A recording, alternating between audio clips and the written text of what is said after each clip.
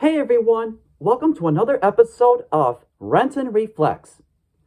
There are a number of films that feature what is known as the underdog story, and such stories are usually handled quite well. This movie happens to be one of those cases when the underdog story isn't exactly handled all that well.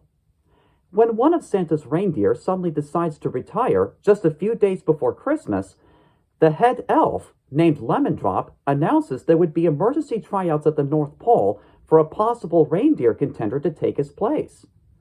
A miniature horse, named Elliot, who lives on a farm in North Dakota that also houses a petting zoo, feels that he has what it takes to fill that spot. Despite the fact that he does not meet the physical stature of an actual reindeer, he decides to go to the tryouts anyway, in hopes of fulfilling his lifelong dream of being a part of Santa's sleigh team. During the tryouts, we find out that something fishy is going on with Lemon Drop, and it's up to Elliot and his goat friend Hazel to find out what's going on, and hopefully try to save Christmas altogether. In theory, the idea itself isn't too bad, though, to be quite frank, I still wasn't all that impressed with this movie. Even with a talented voice cast, the characters were not fleshed out enough to be considered all that likable.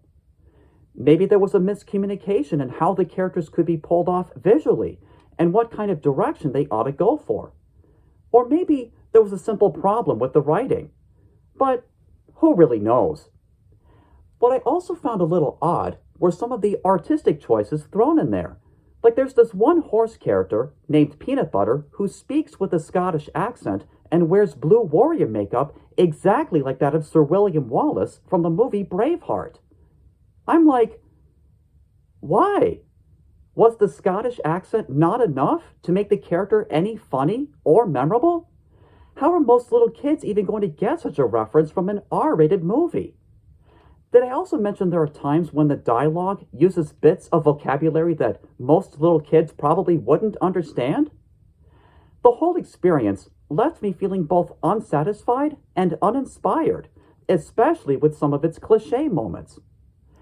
It's kind of like biting into a piece of stale fruitcake. There's some sweetness in there, but there's also some blandness in there as well. Even though this movie may be harmless, let's just say that the reindeer games featured in it may not exactly be worthy of participating in. If I were to give this film a rating on a scale between 1 and 10, I'd give it a 5. It's not good enough to be considered good, but not bad enough to be considered bad either. It pretty much averages out as adequate. And that, ladies and gentlemen, concludes my review. Thanks for watching, and I'll see you next time.